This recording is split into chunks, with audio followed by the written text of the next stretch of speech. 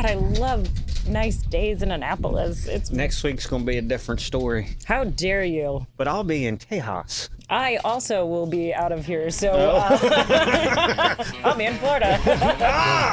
Welcome aboard the Funny Boat Podcast. I am your host and spoiled brat, No kidding. Captain Boomies. This furry-faced critter over here is the broker with the beard. Yeah. And today, interestingly, I've thrown in another broker. I know. I'm outnumbered today, and it's gross. You It's like a 2-for-1 deal. You can shoot in any direction and hit somebody you don't want. Because, I mean, okay, I kid, of course, except that everybody hates boat brokers. So, Yeah. Justified. yeah. Self-loathing. I get it. But Ian happens to be my third favorite boat broker. Oh, okay. You're in the running. I'm in the You're fourth. not- Am I fourth now? Hey, at least it's a podium place. We're not quite in participation trophy territory yet, so Right. I'm good for that. Ian, would you mind telling folks your full name and where you work? Yes, my name is Ian Dimka. I am a sales professional at Chesapeake Yacht Center in Baltimore, Maryland. We specialize in new and pre-owned yachts. We have a dealership with 5 different brands, and we focus on doing high-end white glove yacht concierge Ooh. Yeah. sales and service. Ooh, they do it Nice. up right. So I got to run into Ian at the Miami Boat Show. And And take advantage of their full spread of gloriousness because their clients are like, they expect that. Nice. and you were happy to And I was happy to pretend. test out the waters over We there. roll out the red carpet for everybody. Even me. No, it was really cool getting to see you there. I love seeing friendly faces when I go to the shows. And in particular, though, I was this close to not checking out some of the yachts that you guys had on display. And I'm so glad that you convinced me to do it because I wasn't expecting those new boats to be laid out in the way that they were. Like normally you've seen one yacht, you've seen them all. And I can be jaded like that because I probably see 100 different yachts a year. But this, you've got some new stuff going on. How are people reacting to your fancy newness? Well, it's been pretty interesting actually. There's, especially on the Prestige line, they've been doing several different models. They've always focused on just the regular monohull flybridge yachts, and they've done some coupe yachts they're actually not doing anymore. But they're starting out with a Power Cat line. They've got like a 50 and a 65. Whoa. Yeah.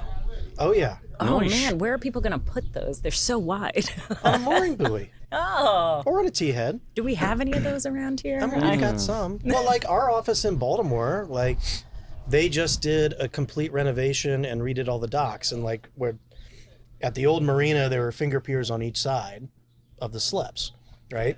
But after redoing it, every slip in the marina, finger piers only on one side of the slip. So, people were a little perturbed by that. Some of the old hats, because you got to do special time to get it tied up. But primarily, it's meant to be able to facilitate getting cats in there. Because if somebody's got a catamaran, they can now fit in the slip of the marina. They don't got to Right. stick themselves on a T-head or stuff like that. So it's gonna start getting a little bit it's gonna start changing a little bit. Like Chesapeake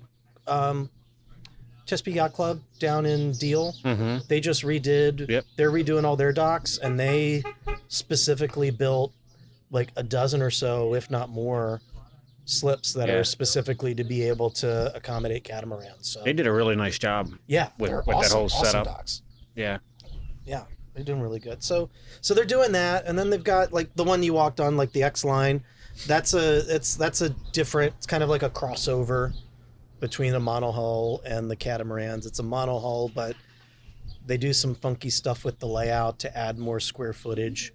So like on the X60, you basically get the size of a 75, 80-foot monohull. It or was 60-foot yacht. ridiculous. So you walk Yeah. on board, and the first thing I noticed is that how they have taken up so much more space for the main salon. Mm-hmm. And then they moved everything around in a way that they put the galley in a place that makes so much more sense to me than where they normally put the galley. So normally they shove the galley in a place that's like, it's probably good for entertaining, and yet somebody then gets stuck being in the galley Yeah, while separated. everybody's partying. Yeah. Right. Well, like all the modern yachts, like Prestige was one of the first people to put the galley back. Mm-hmm. So like to go even further back, we're talking about like early 2000s and Mm-hmm. stuff like that. You look at any of the type of motor yachts, like European style motor yachts, not like a Sea Ray sedan bridge or anything like that, but like an Azimut or a Princess or things like that. They were all like, you know, you had your cockpit and then you had an entryway into the salon, and it was a big opening sliding door, so it was kind of a united space, you know, in the original conceptions of that. And then they throw the galley forward, but the galley would usually be like down a couple of steps. It'd be like in a cave. It was hidden. Yeah, and that was just the way it was always done. Right. But it kind of sucked because if somebody was cooking or playing bartender, like they weren't hanging out. So one of the things that Prestige did, and a lot of, you know, basically all the manufacturers now have kind of copied it, was they took the galley up, made it same level, and put it in the back, so that when somebody's playing bartender or playing chef, people hanging in the cockpit, they can still be part of it. People hanging out in the salon, they can still be part of it. Right. They're not like down in the cave. And now that's kind of turned a little old hat because everybody's doing it. So what they did with the X line, they moved it back forward.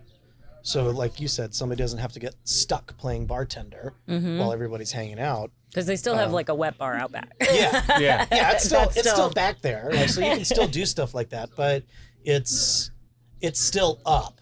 So if somebody's like cooking a meal Yeah. or something, then you can still hang out with the family and stuff and do that kind of thing. Here's why it made so much sense, because now, let's say you are underway.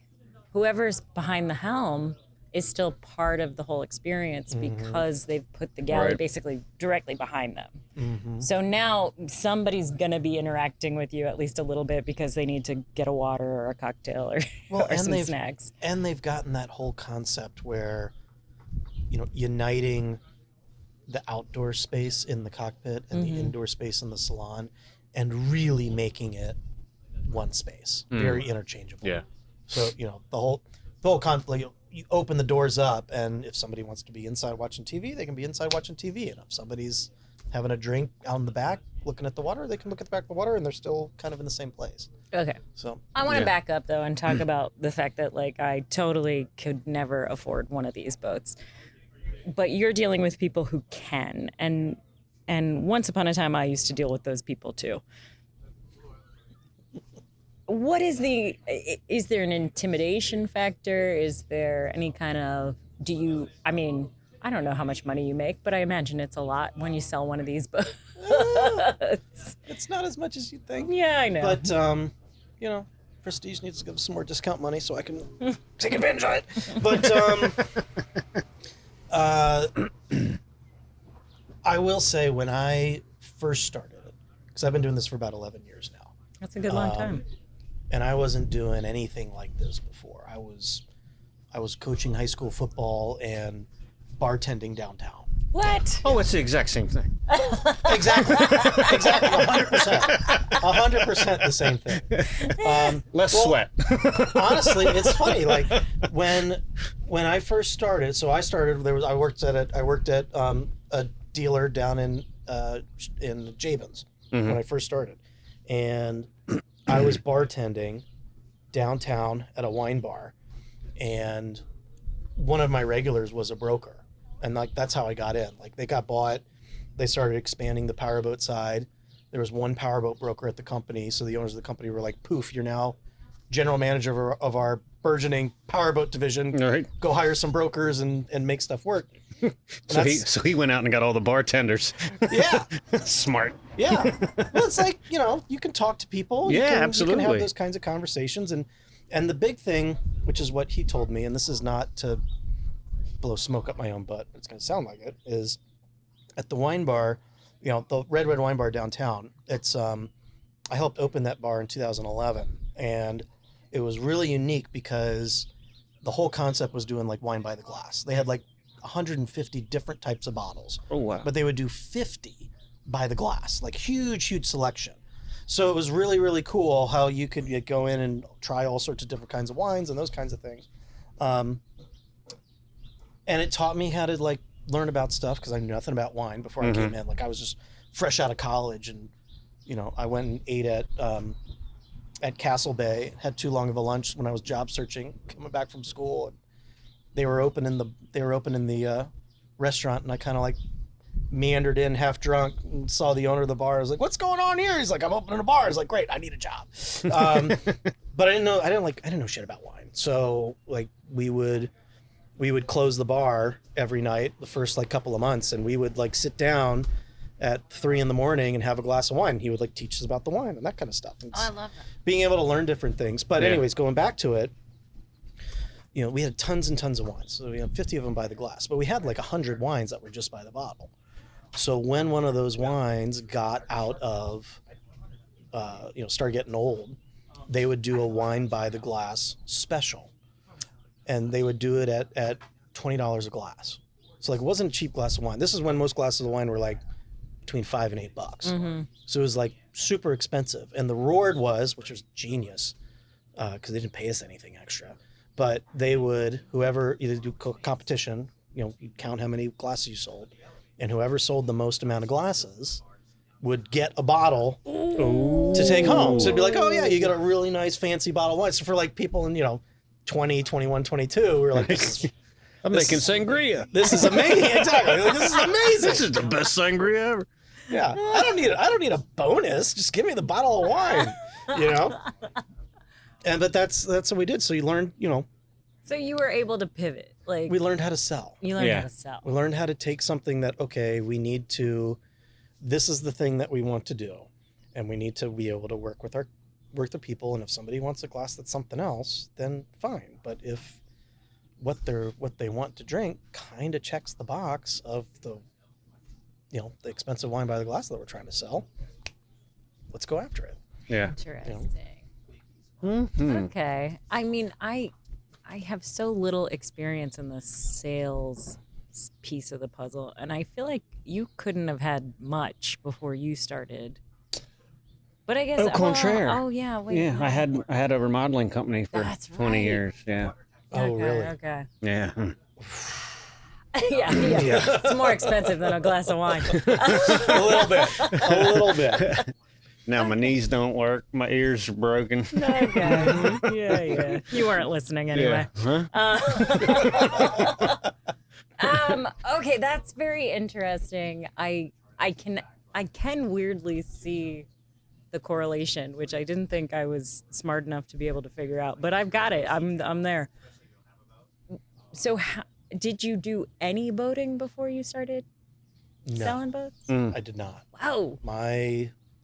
My parents, so I grew up in Crofton, which is like 20 miles out of Annapolis. But my parents were both Midwesterners. Like my dad was from Wisconsin, my mom was from Nebraska. So we had one neighbor, like our next door neighbor had growing up. It was something like a Grady White, or maybe like an old, Bertram. Ooh, a Bertram. It was I was so young and had no idea what I was looking at. I don't know what it was, but it was one of those types of boats. And I remember we went out on it like twice and went fishing, but that was the majority of my boating experience. Then I went to school out in Nebraska, which is. So this isn't an unusual story for most of the brokers that I know. Then, like, very few brokers are the psychopaths that you and I are, where we grew up on the water, like just snorting brackish water as often as we could. Oh yeah. And I don't think it's a bad thing, because I think if anything, it helps people, because most people that are buying boats are not, they haven't been on the water their whole lives. Correct. They're not, if you have been on the water your whole life, you probably don't want to buy a boat because you know better. Oh no, it's a beautiful thing. It's a beautiful thing. And so I think that's a very common story for brokers in the industry, that like this is something exciting to do, but it's not what you grew up doing. Yeah, I think most brokers fall into one of really just two categories. First ones are like people like myself who like didn't, like wasn't into boating, or maybe like they did something else and just bought a boat to be a recreational boat owner and fell in love with boating and decided that selling boats would be a cool thing to do, and just gravitated into it. Or guys who are just, gravitated towards sales and somehow got finagled into it and fell in love with it. That's the thing with boating, is like once you get into it, you just you fall in love with it. Obsession. Yes. Or the other category are like the really old hat people who just can't imagine doing anything other than being in the marine industry, and they end up getting into brokering boats. Interesting. Because over the years, you do end up, I mean, if you're not in the sales aspect, but you're just in the boating in general, it's a huge network that you create. Yes. Unknowingly. Yeah. Like you don't go out to do that, but then you end up bumping into people at boat shows in Miami and Annapolis and Newport and Fort Lauderdale and wherever else. And then you sit back and you're like, holy cow, I know a ton of people and it does, especially for the three of us, makes a lot of sense. Like, Oh yeah. when you step back and look at it in that regard, I didn't do any of that pre-calculated thinking. Well, No, but it works out. Like, It does work out. That's Yeah. always been my challenge, is developing, and this is probably not going to sound the best, but like developing that good old boy network of like people who are just on the water, surrounded by the water. Like you said, your family was in the industry before, and you've I'm been very a well captain connected. forever. Like, You're friends with me now. exactly. Like you decide you want to do something, but like that's always been like showing up. It's like, oh, I'm selling a boat that's got Detroit diesels in it. Who do I like? I got to call like 15 people to find someone who's gonna take the time to actually listen to what I say, which is to find out that I don't know anything about what I'm talking about. All right. And then two, to take the time to actually help my customer, because there's a huge lack of professionals in the industry. So, it's always tough to find good help. So if you're listening to the audio-only version of this podcast, I should explain to you that we are at Davis's Pub in Annapolis. In Eastport, I'm sorry. The Maritime Republic. The Maritime Republic of Eastport, which is part of Annapolis, but Right, don't yeah. tell them I said that. And it's this fabulous divey sailor bar, and I'm obsessed with it. And it happens to be a fantastic place to meet other is. nautical folk. But it also happens to be outside where anything can happen, like a Vespa going by, which is what that noise just was. A Vespa. That's so Yeah. Annapolis. It's like, Right? blech. It's very Eastport. It only would have been more Eastport if there was like a dog sitting in a little basket in the front, and then somebody else complaining about a zoning issue following behind them. Those would have been like that. That would have taken the cake. And they live 3 doors down. Yeah, exactly. Yeah. It's gonna take them so longer. much trouble. It's gonna take them longer to drive around the block to get to their house than it It's will a just to one walk way. back to their house. You can't go that way. And our bartender is fantastic. Oh, our fantastic. server. Thank you so very much. How's everybody doing? I'm good. He's doing. I need another beer. More beer, please. Yeah, it'll open you up so I can ask you more questions about how to get a deal on a boat. Oh, God. I'm fine with that. I'm good. Thank you. So, okay, you're it's high dollar. I mean, tell me how much that Prestige was that I was looking at So the X60 that was on. You guys were on. with those bells and whistles. That was full retail, about a $3.6 million yacht. Ooh. So we sell it for a little over $3 million.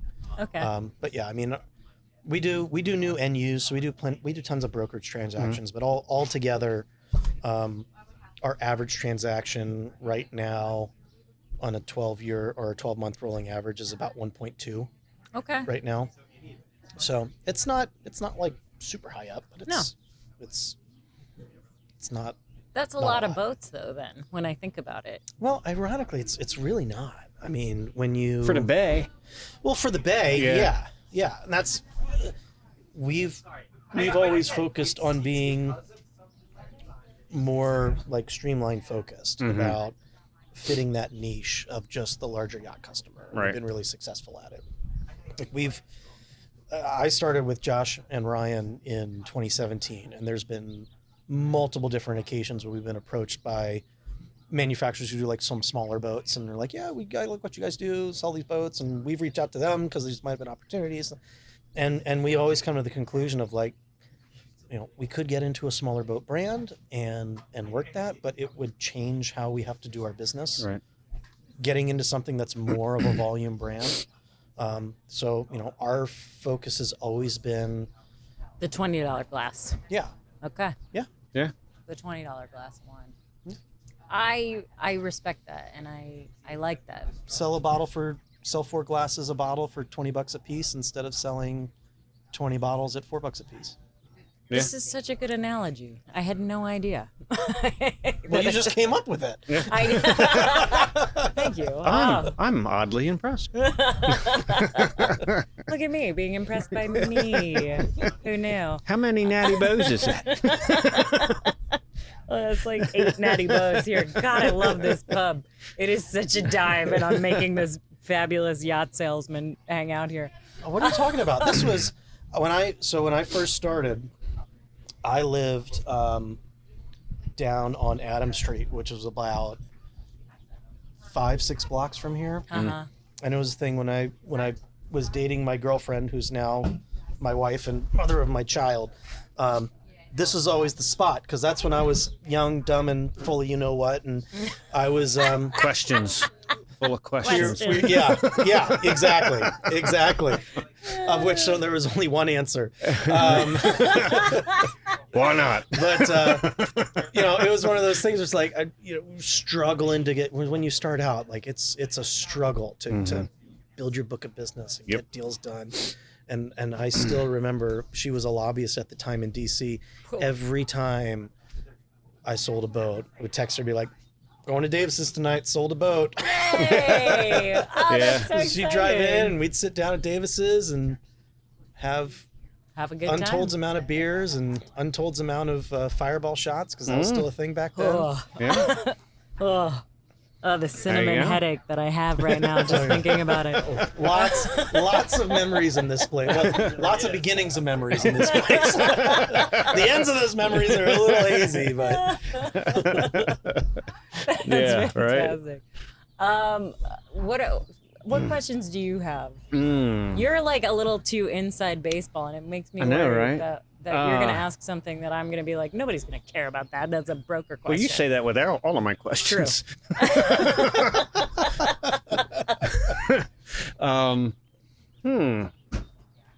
And if not, then I have a bunch more. So I guess my question would be, where do you see Prestige moving towards, or do you see a trend that it's moving towards in the next 3 to 5 years? Yeah, everybody keeps telling me the economy's going to collapse and we're not going to have these yachts anymore. But here's what I know: rich people stay rich. there's always going to be yachts. Okay. Yeah. Unless there is some type of world event that takes all kind of recreational activities and puts it into question. Right. Oh, how'd that go for you? Putin starts popping off. We start shooting nukes. Nobody's selling boats. That's fair. That's just the way it's going Or to be. are you selling boats because everybody's got to Submarines. hightail it out of here? Well, that's so prestigious. I've got a great line of submersibles. Exactly. But Smart.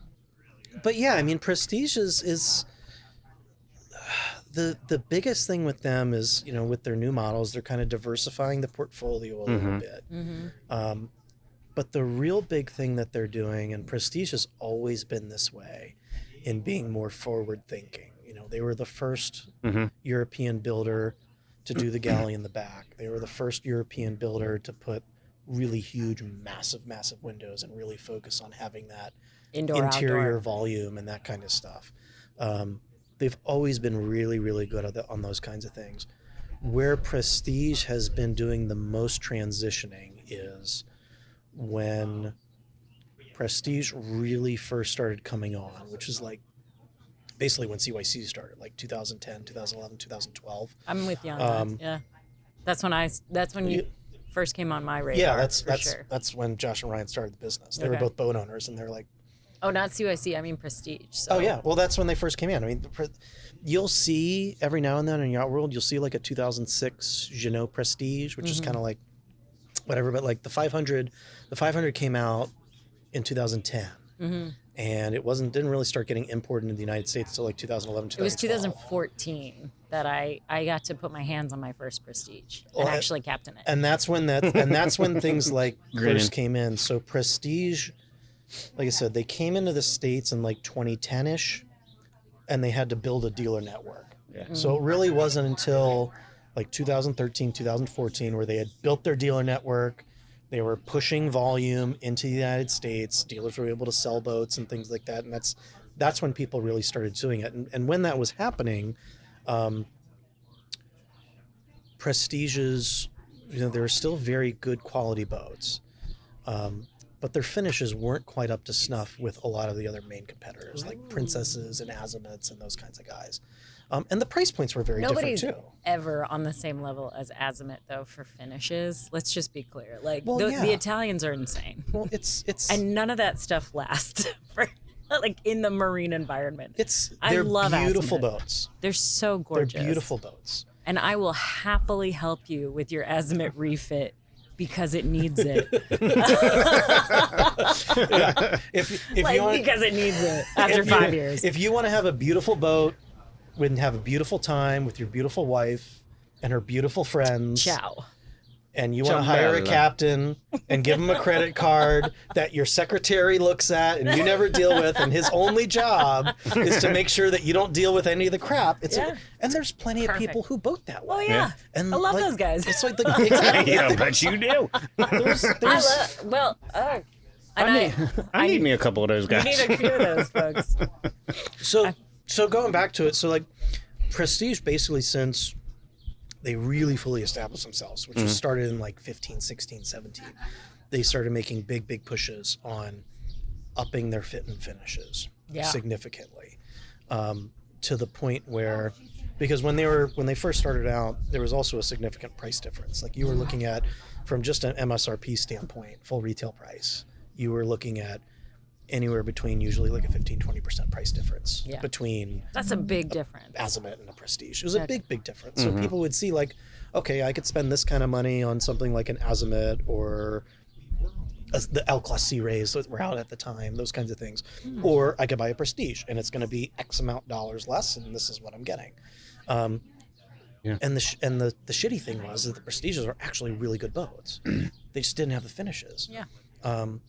And they've used, because Prestige is part of that huge group Beneteau, which is like basically anything that's built in France is owned by the same umbrella corporation, just like Volkswagen Group. Like they own VW, and they own Audi and Porsche and Ducati and all those kinds of things.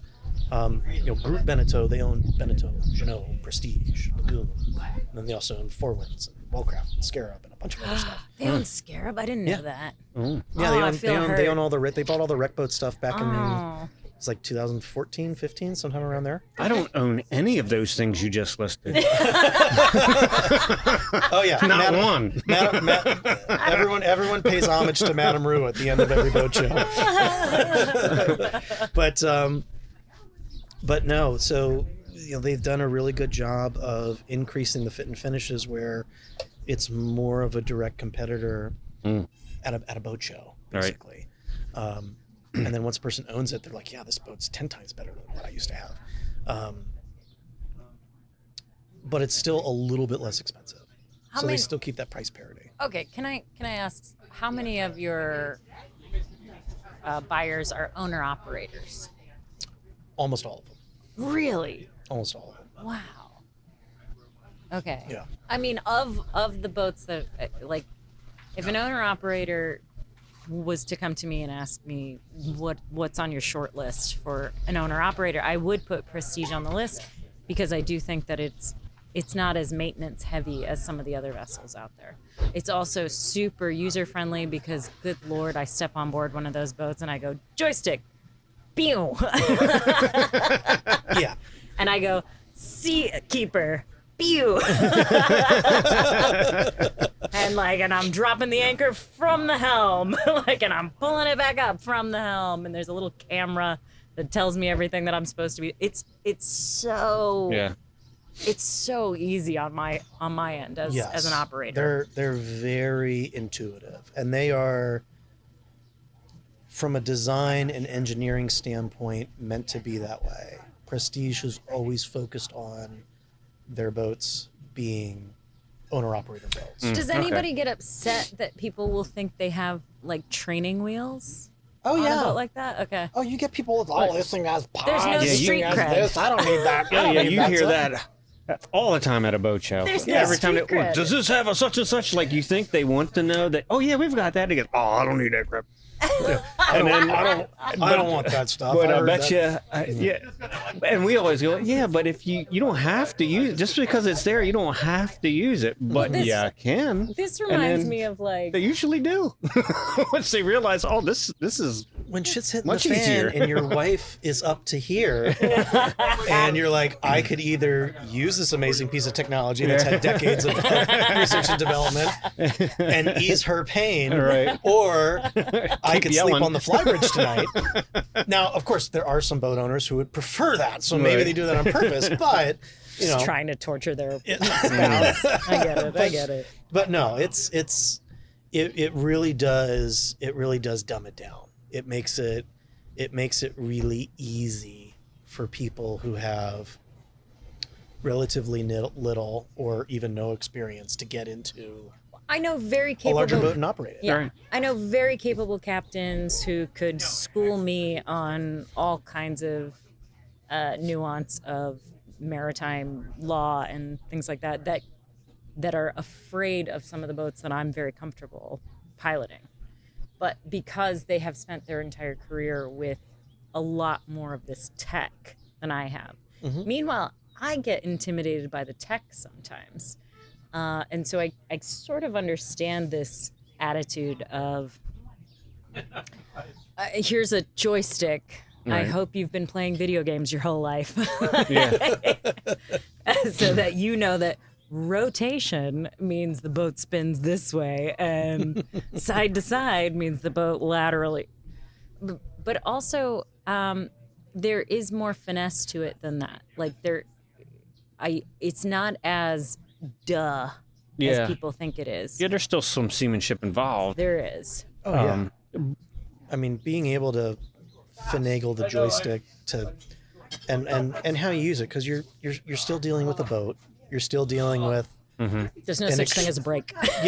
you're still dealing with an extremely heavy item that is on a rather frictionless surface. And so understanding those concepts and how physics works, there is still a learning curve. It's just a lot less than just having to be able to drive with the sticks. Yeah. The other thing is and this is really cuts down the experience. It's stuff like the pod drives. I do the pod drives because Prestige all has pods. I Yeah. love pods. Yeah. I'm a pod acolyte.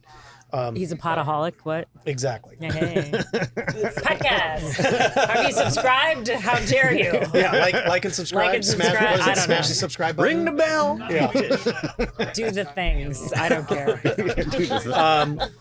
But the biggest thing is, and this is where I see the biggest learning curve jump, is you don't have to be a master seaman in understanding the elements to be able to operate the boat. Like, you're driving a boat with like a single screw.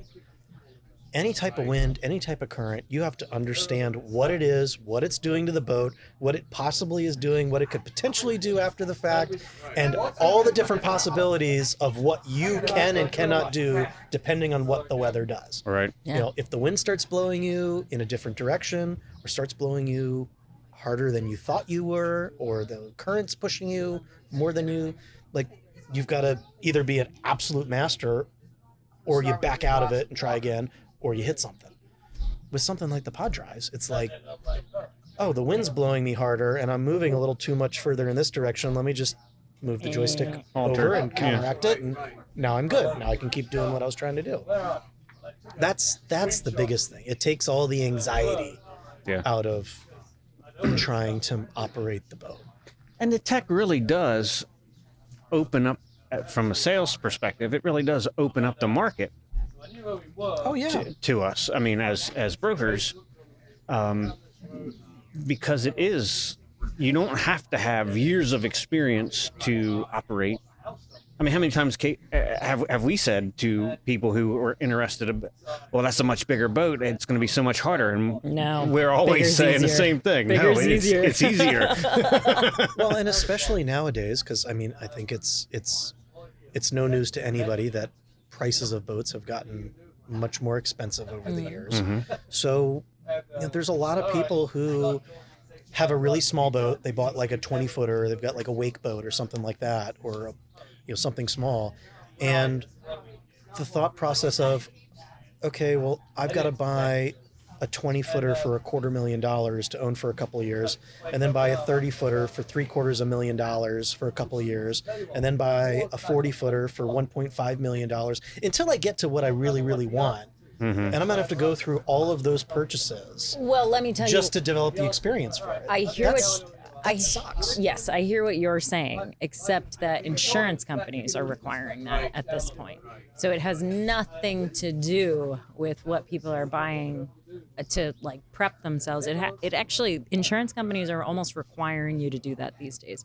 You have to have owned a vessel for a certain amount of, and in your size range, and only go up by like 10 feet at a time, which frustrates me to no end, because I love encouraging boaters, and they all come to me going, I can't get insured for my dream boat. I can't get insured for my dream boat.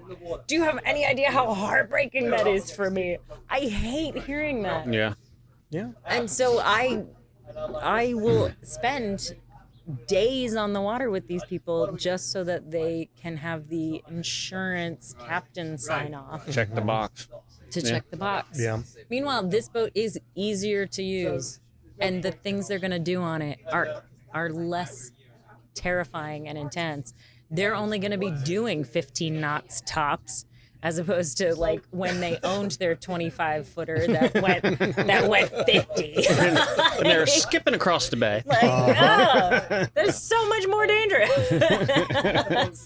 It infuriates me to no end, which reminds me, we do need to get an insurance person on this podcast, by the way. I got a guy.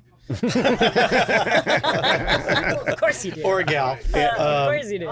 No. But no, it is a solid point, because on the flip side of that coin is, yes, you do have a lot of people who are getting into larger yachts which do not have the prerequisite experience.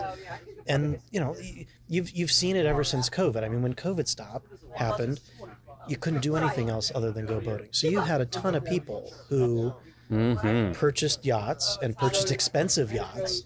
And a lot of dealerships don't do a lot of training. Like, again, I'm not going to turn this podcast into like a sales pitch for Chesapeake Yacht Center, but like, we do a lot of training and a lot of delivery and all that kind of stuff. Right. There's a lot of dealerships who don't do that much type of training. And there's a lot of brokerage. Like in brokerage, it's like used car lot for most people. It's like, you close the deal, here's the keys, see ya.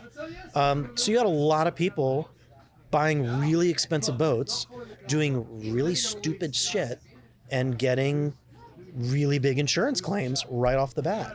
So insurance companies have really clamped down on it. But they're getting there. Like, I had some customers at the end of last year.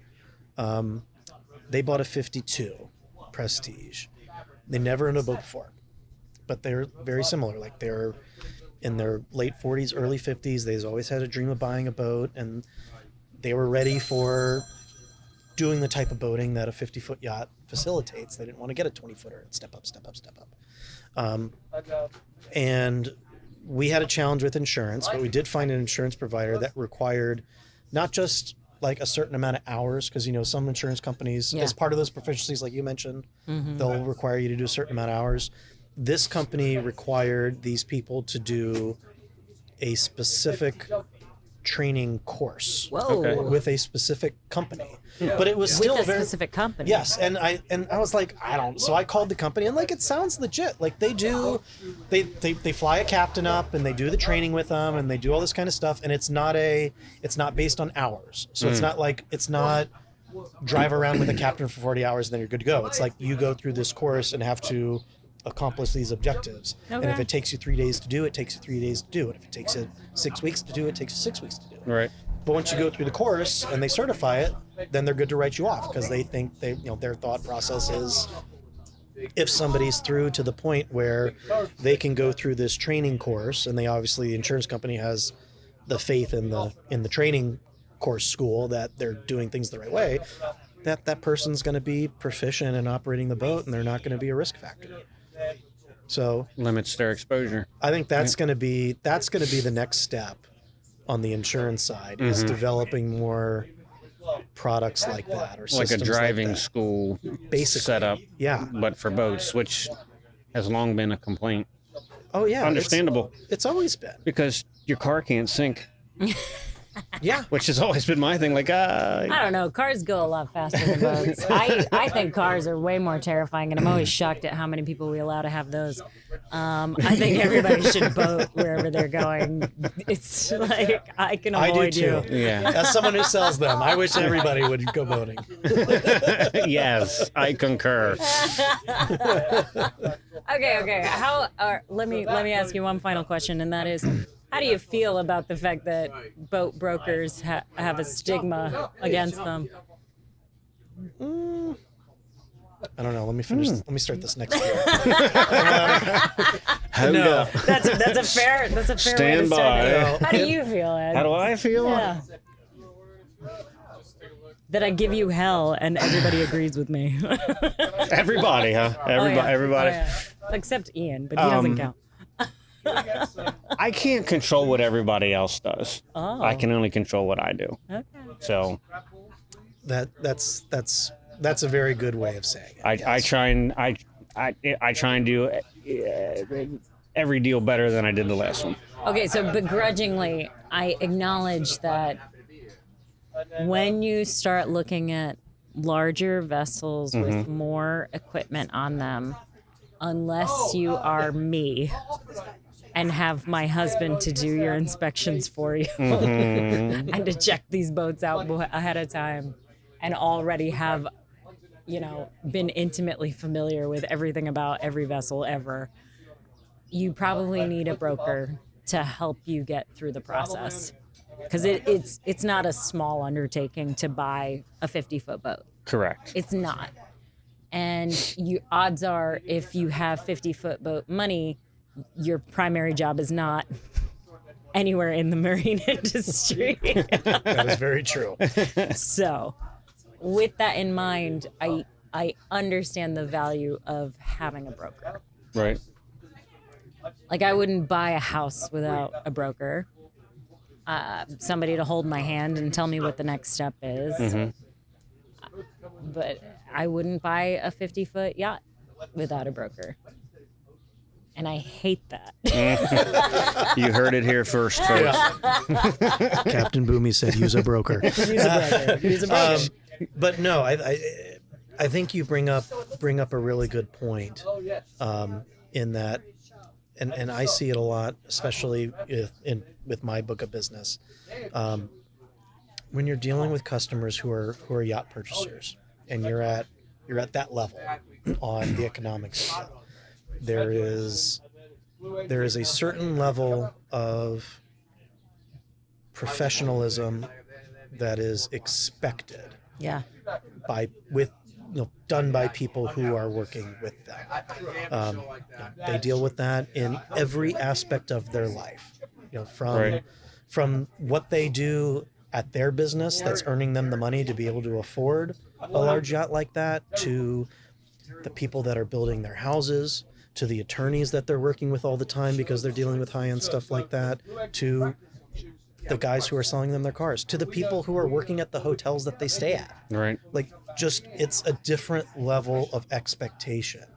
And I think the big challenge that we've always had in the marine industry is just the marine industry, the boating industry, it's an industry of fun. Like we gravitate to it because it's a fun thing to do. We're outside, we're in the water. There's alcohol involved. Like it's It's $1 million boat, but we're still drinking beers and in our bikinis. yeah, it's a fun thing, and that because of that, the marine industry tends to lure a very eclectic group of individuals to work in that industry. And sometimes professionalism may not be their forte. Right. A wordsmith. Well said. A wordsmith, Well said. Like, here. That sounds like a fabulous place to end this thing. This has been the Funny Boat Podcast. Go find Ian. Ian, what are your socials and stuff? I only have one social. It's Instagram, and it's I know. I'm an old soul. Don't deal with the social media that much, but I do have an Instagram. It's called at Your Yacht Broker. Ooh. And that's. But you can also find him at Chesapeake. You can also find me at Center. Chesapeake Yacht Center. 410-693-7386. Feel free to give me a call. That was terrifying. Not that I've ever done that before. Right. Well, yeah. All right, bon voyage, y'all. Cheers. Thank you.